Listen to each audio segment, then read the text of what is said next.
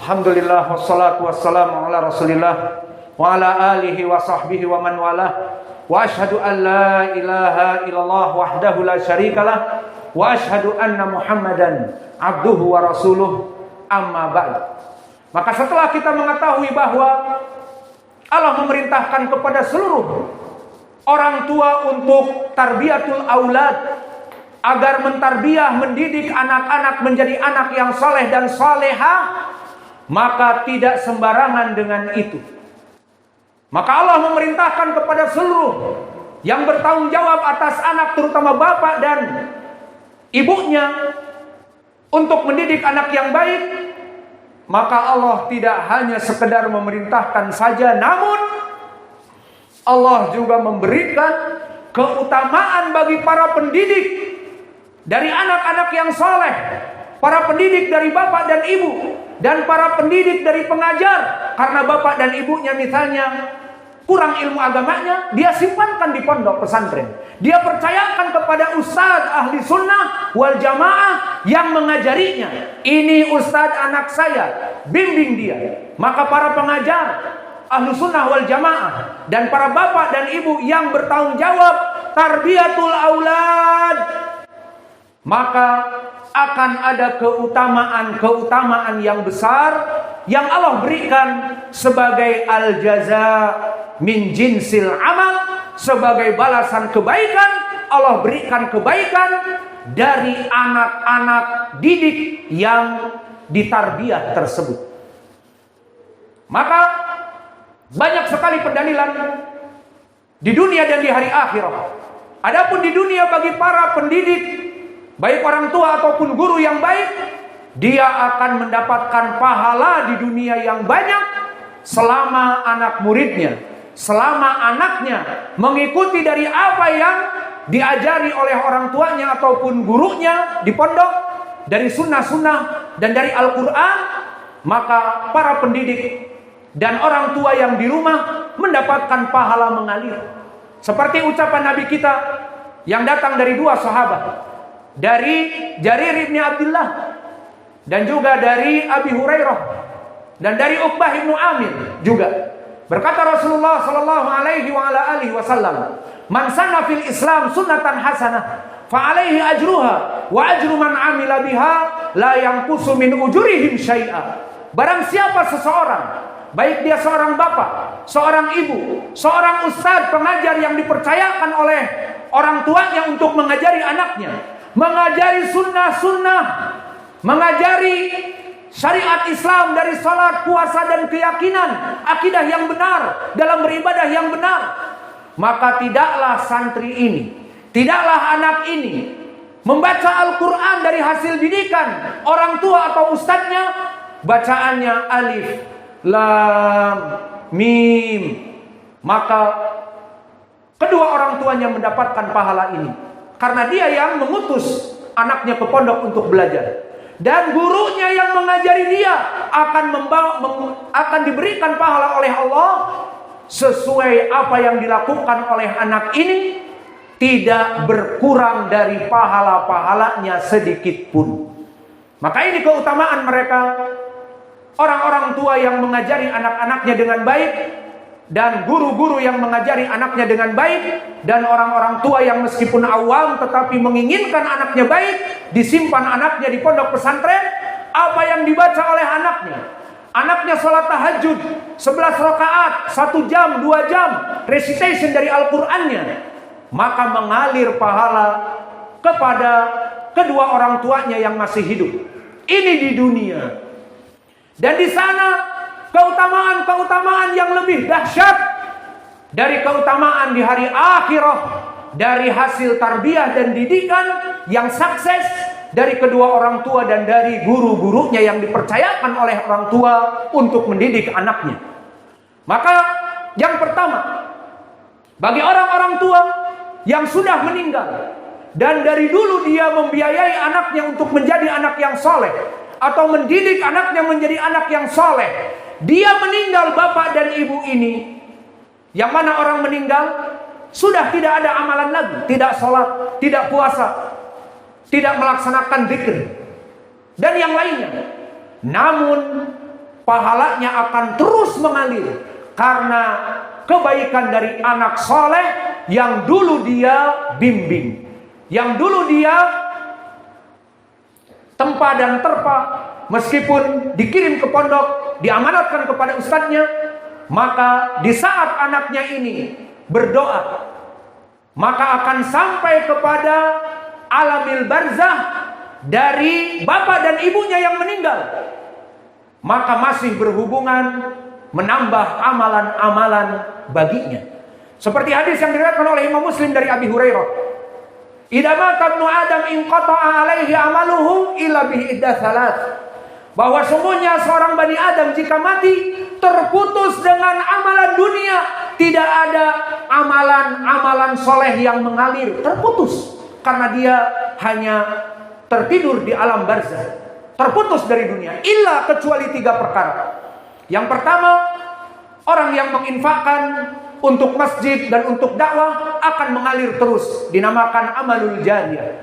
Yang kedua, seorang muallim, pengajar yang mengajari murid-muridnya dan terus diamalkan, apalagi mempunyai di zaman sekarang video-video YouTube yang bisa didengar ataupun tulisan-tulisan yang bisa dibaca, ataupun pondok pesantren yang terus diajarkan kebaikan meskipun dia sudah meninggal, akan mendapatkan ilmun yuntafa'u bihi, mengalir terus pahalanya.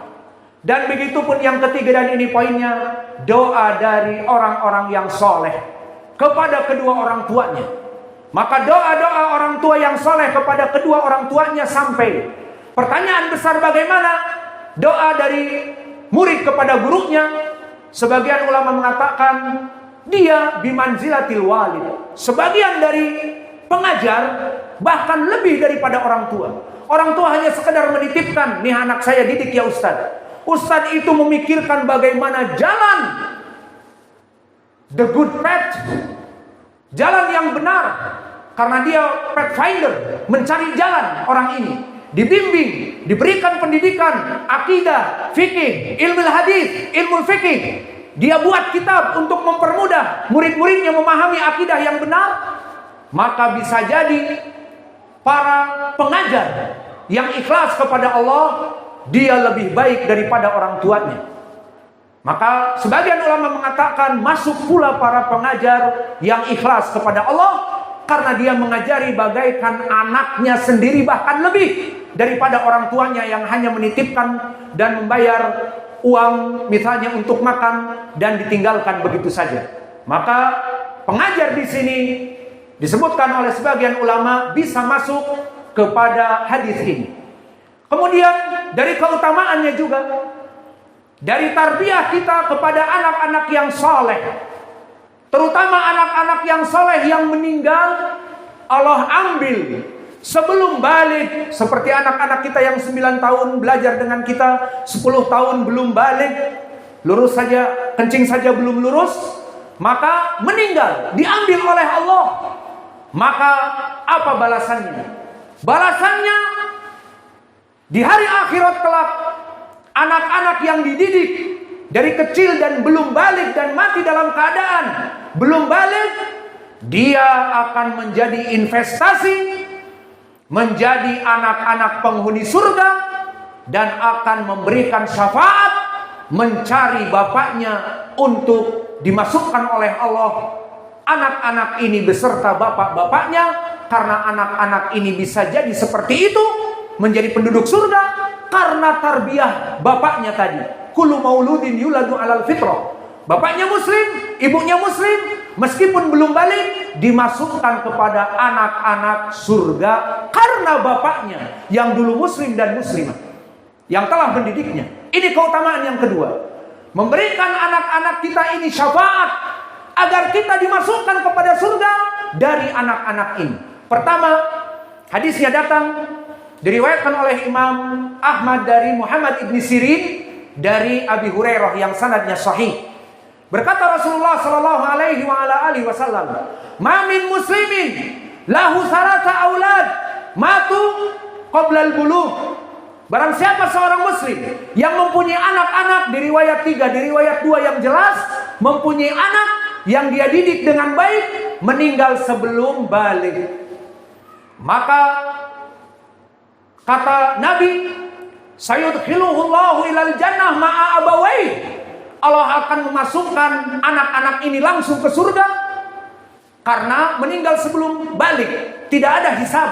Namun karena orang tuanya tadi yang muslim, sehingga menyebabkan dia menjadi fitrah seorang muslim, meskipun belum balik, belum dicatat amal-amal soleh dan amal-amal buruknya, dimasukkan ke surga.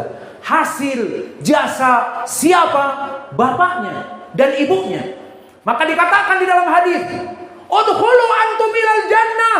Allah berkata kepadanya di hari kiamat, masuk kamu wahai anak-anak kecil kepada surga.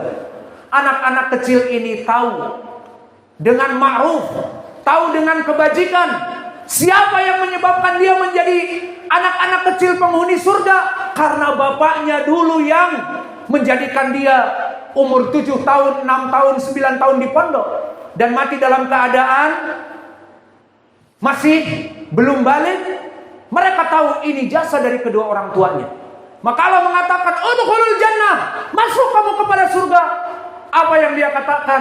La ya Rabb, hatta yati bi abawana, hatta yati bi abawaina.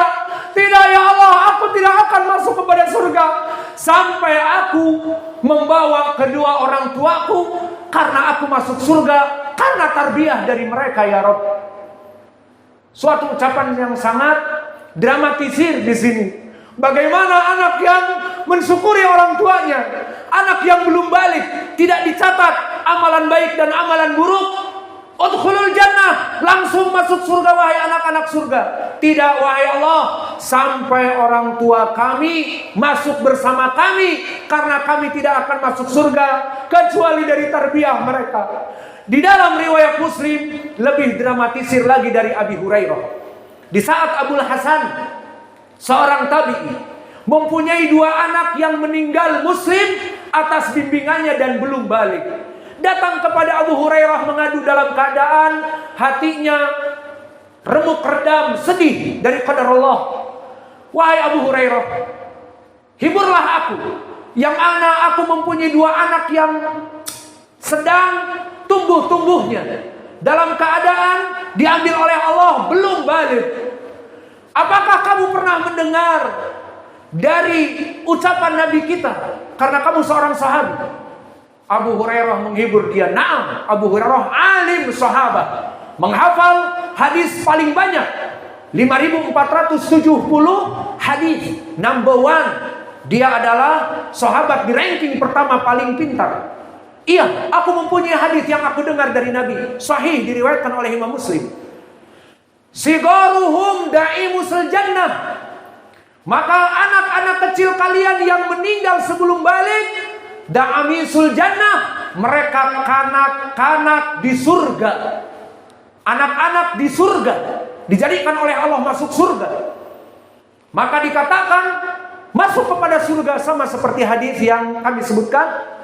Maka mereka tidak mau masuk surga. Akhirnya diperintah, diriwayat oleh Allah untuk mencari kedua orang tuanya. Maka di hari kiamat, di saat semua manusia dalam keadaan ketakutan melewati jembatan As-Sirat, apakah dia terjerumus kepada api neraka atau selamat?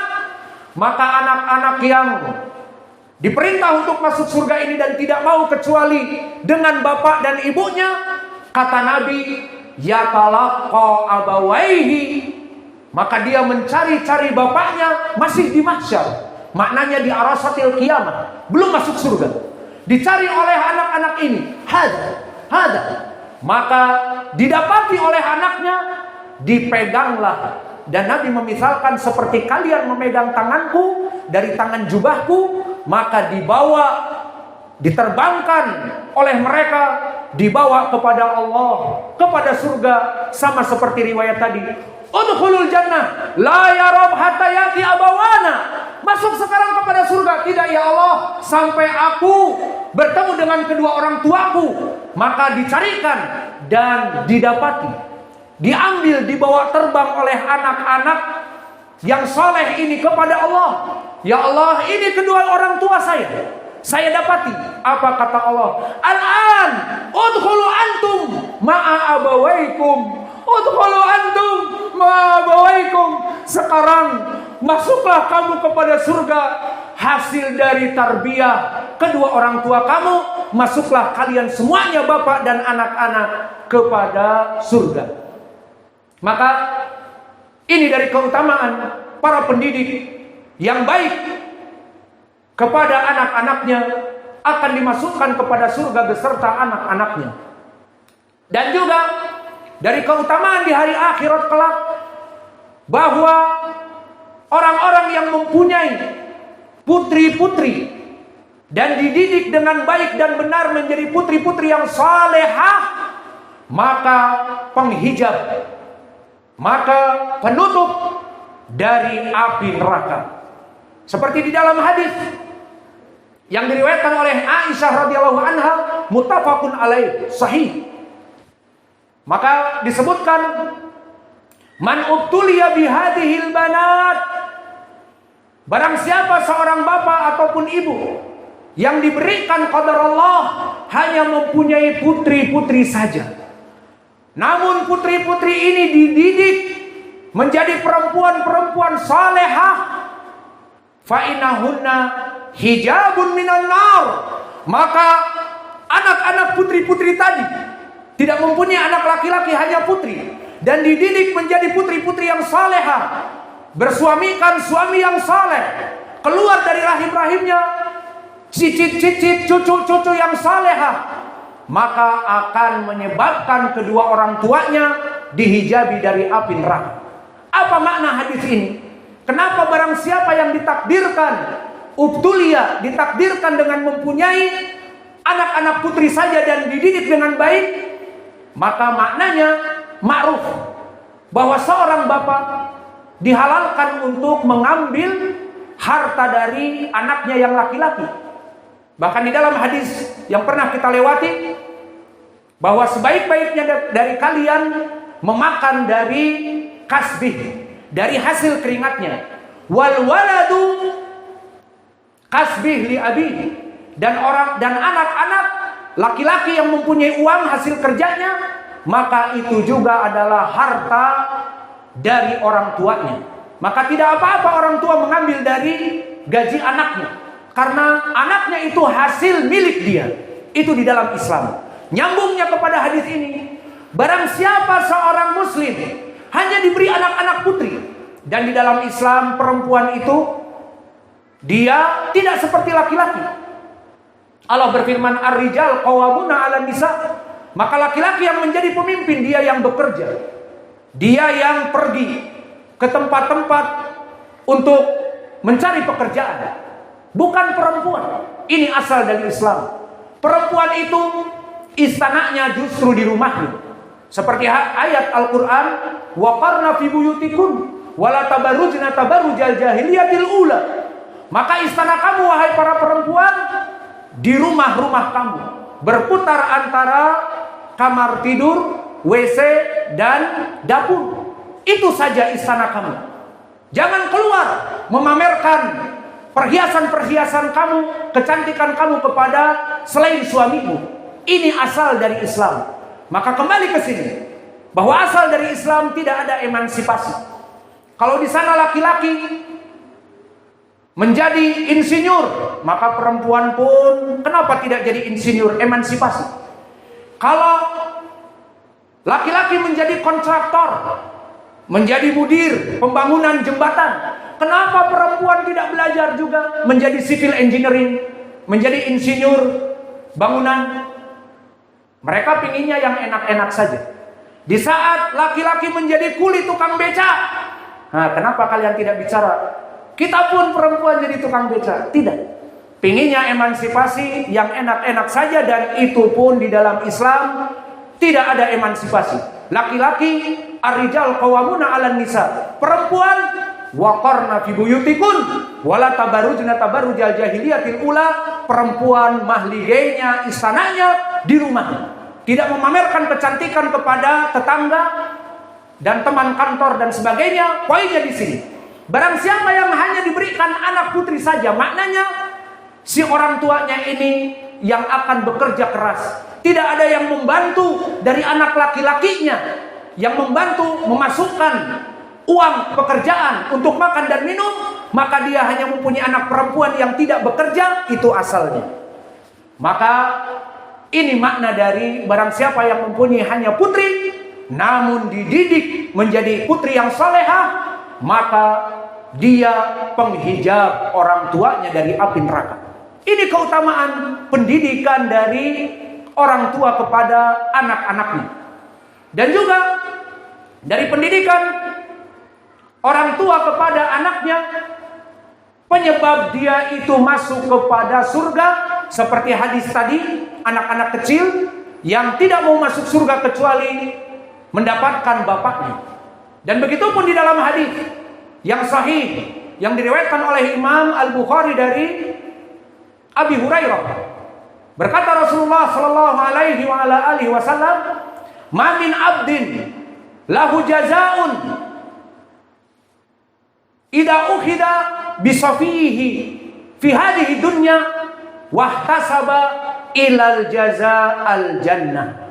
Kata Allah, hadis qudsi, tidak ada balasan yang besar bagi seorang yang diberikan rizki anak kemudian diambil oleh Allah dari yang dicintainya ini, kemudian dia merasakan kesedihan, wahtasaba, dan dia mengembalikan kepada Allah, innalillahi wa inna ilaihi raji'un, ini titipan Allah, yang penting aku mentarbiahnya, maka ditarbiah dengan baik dan benar. Kemudian dia diambil, baik dalam keadaan belum balik ataupun sudah balik, dari anak yang tercinta ini, dan dia sabar, kecuali akan menyebabkan balasan masuk kepada surga. Maka anak-anak yang soleh menyebabkan kedua orang tuanya masuk kepada surga. Dan yang terakhir, selain dari di hari akhirah, puncak yang paling prima menyebabkan kedua orang tuanya masuk kepada surga dikarenakan tarbiyatul aulad, pendidikan anak yang saleh dan salehah. Di sana ada yang paling puncak, lebih prima lagi. Apa? Allah akan mengupgrade, Allah akan meninggikan status, Allah akan mengupgrade, Allah akan meninggikan jabatan kedua orang tua yang tadinya di surga level A, yang di surga rizkinya level C, menjadi level X or Y or Z, level Firdausil A'la. Kenapa? Dan dari mana? Padahal kedua orang tua ini telah meninggal sudah lama, tidak bisa menambah lagi dari pahala-pahala. Namun suatu hari Allah tinggikan derajatnya dari level E menjadi level Z, level yang paling baik, Firdausil A'la. Dari mana padahal dia sudah meninggal? Dan itu terjadi di dalam hadis. Maka telah datang hadis yang diriwayatkan oleh Ashabus Sunan dari Hammad ibni Salamah, dari Asim ibni Abi Nujud, an Abi Saleh an Abi Hurairah. Berkata Rasulullah sallallahu alaihi wa ala alihi wasallam, "Innallaha la yarfa' darajatan fil jannah li 'abdin falamma rafa'ahu qala ya Rabb, min aina hadha? Ya Rabb, min aina hadha?" Faqala Rabbuna jalla wa ala, "Min du'a waladika salih, min du'a waladika salih." Di dalam hadis yang agung ini berkata Rasulullah sallallahu alaihi wa ala alihi wasallam bahwa Allah pasti akan mengangkat derajat-derajat kaum mukminin, yang mana setiap mukmin tahu dari amalannya dulu di dunia. Kalau dia alhamdulillah masuk surga, ya surga yang demikian sesuai amalannya.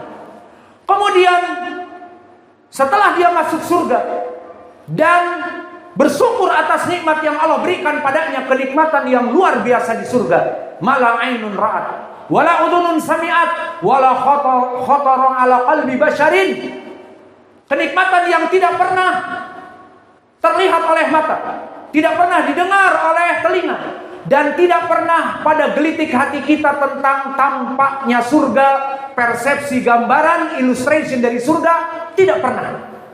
Maka orang ini tahu rizkinya akan masuk di surga tertentu. Ternyata suatu hari Allah naikkan, di-upgrade derajatnya. Maka orang ini berkata kepada Allah, "Ya Allah, aku dinaikkan tingkat derajat kenikmatanku. Jelas, mempunyai kenikmatan yang lebih.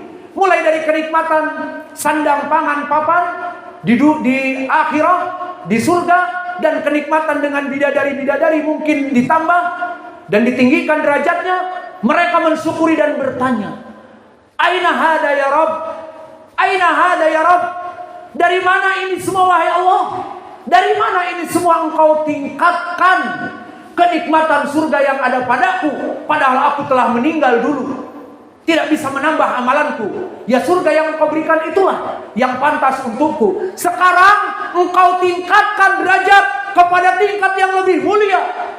Bukan hanya tingkat pangkat dari kapten kepada mayor, bukan hanya tingkatan jabatan dari wakil gubernur menjadi gubernur, tetapi ini adalah tingkatan di akhirat yang maha puncak haid inaf kenikmatan. Maka mengadu kepada Allah, dari mana? Dijawab oleh Allah, "Min waladika saleh, min du'ai waladika saleh."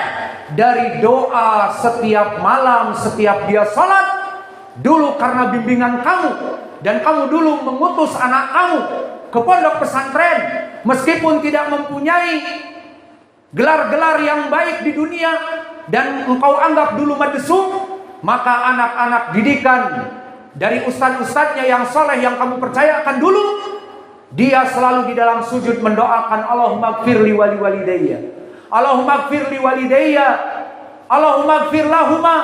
Wahai Allah, ampunilah kedua orang tua saya, ampuni dosa-dosanya. Aku tinggikan derajat kamu karena doa-doa anak kamu yang dulu di dunia kamu telah meninggal, dan dia terus mendoakan kamu. Maka wahai anak-anak yang soleh, saya dan juga kalian semua diharapkan menjadi anak-anak yang soleh untuk bapak-bapaknya. Maka perbanyaklah doa kepada orang tua kita, mintalah istighfar kepada kedua orang tua kita. Maka pahala akan mengalir terus, meskipun mereka dalam keadaan tidak berbuat apa-apa. Pahala dunia ini mengalir kepadanya, dan terus juga ditinggikan derajatnya di hari akhirat. Maka yang disyariatkan adalah dengan doa istighfar. Bukan maknanya tahlilan 7 hari, 40 hari, 1000 hari. Ini jelas disebutkan oleh para ulama bid'ah, tidak ada tuntunannya. Maka yang diinginkan doa dari anaknya yang saleh. Maka kita cukupkan dan kita berdoa, as'alullahal karim rabbal arsyil azim an yahfadha biladana bilad Andalusia. Kita meminta kepada Allah agar Allah melindungi negeri tercinta NKRI ini dari kulli fitan ma dhahara minha wa ma batan, dari seluruh fitnah yang besar, fitnah dari kelompok khawarij yang merongrong pemerintah, mengkafirkan pemerintah, dan mengajak kudeta dengan pemerintah. Jauhilah ya Rabb dari negeri ini pemikiran orang-orang seperti itu. Allahumma arsyudhum, Allahumma hdi wulata amrina. Maka wahai Allah, bimbinglah dari pemimpin-pemimpin negeri kami, agar mereka memimpin negeri ini terus dalam bimbingan-Mu kepada Al-Quran dan Sunnah. Maka bimbinglah Pak Jokowi berserta staf kepemimpinannya dalam selalu membuat undang-undang yang sesuai dengan Al-Quran dan Sunnah, dan tidak menyelisihi dari ajaran agama Allah Jalla wa'ala. Karena di saat mereka dalam keadaan bertakwa kepada Allah, kita sebagai umat, kita sebagai orang dari penduduk negeri tersebut, rakyat, diperintahkan wajib untuk taat kepada pemimpin. Kita akan berbahagia karena mentaati mereka para pemimpin di atas sunnah-Mu. Ati'ullah wa ati'ur rasul wa ulil amri minkum. Dan kita doakan, kita semua meminta kepada Allah Allahumma rzuqna rizqan halalan thayyiban.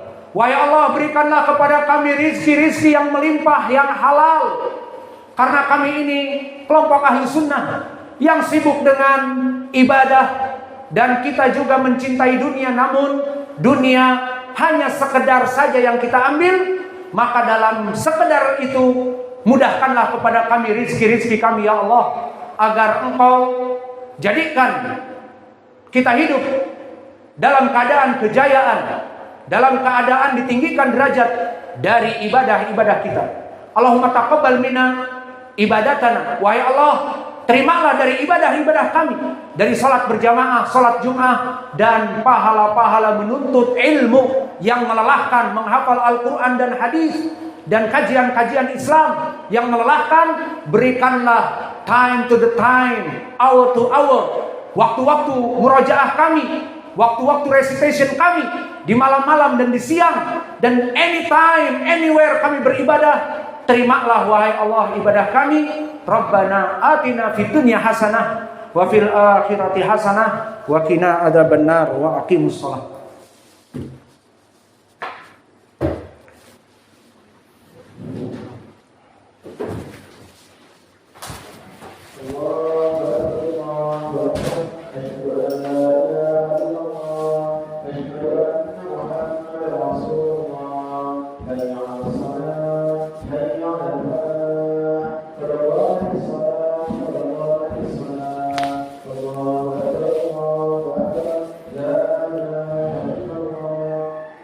Tahu tarasu sawu sukufakum, dirapatkan, diluruskan, al-ka'ab bil ka'ab wal mankib bil mankib. Salat dengan sandal-sandal kalian atau sepatu kalian, karena Rasulullah SAW bersabda, sallu fi ni'alikum khaliful yahud. Salatlah dengan sandal dan sepatu kalian, menyelisihi salatnya Yahudi dan Nasara yang tidak pernah salat dengan sandal mereka. Dan alhamdulillah di masjid ini kita menghidupkan sunnah, bebas kalian melaksanakan sunnah. Allahu Akbar. Alhamdulillahi Rabbil Alamin, Ar-Rahmanir Rahim, Maliki Yaumiddin. Iyyaka na'budu wa iyyaka nasta'in. Ihdinas siratal mustaqim. Siratal ladzina an'amta 'alaihim ghairil maghdubi 'alaihim waladdallin.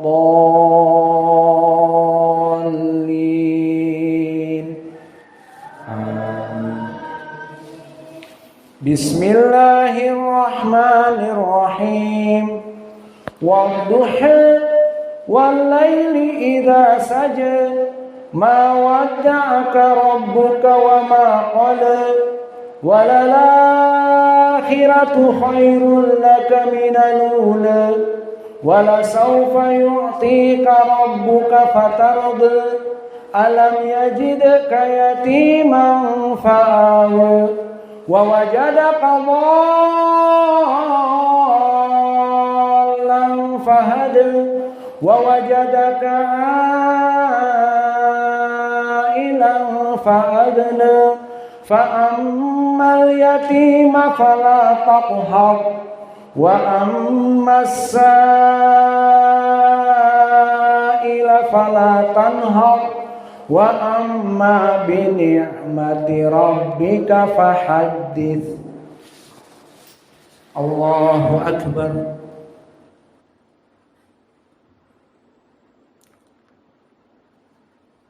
Sami Allahu liman hamidah. Allahu Akbar.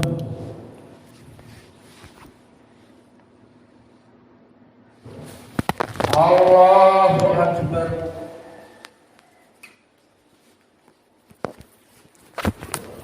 Allahu Akbar.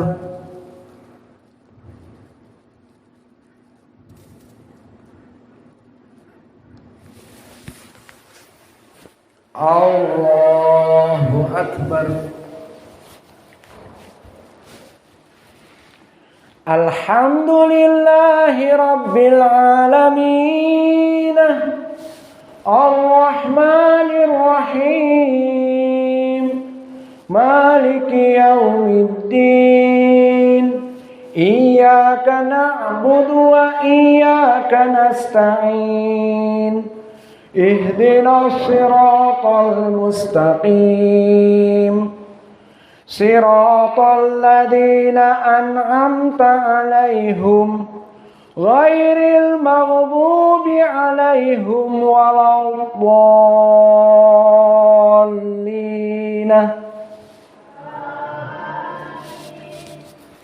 Bismillahirrahmanirrahim.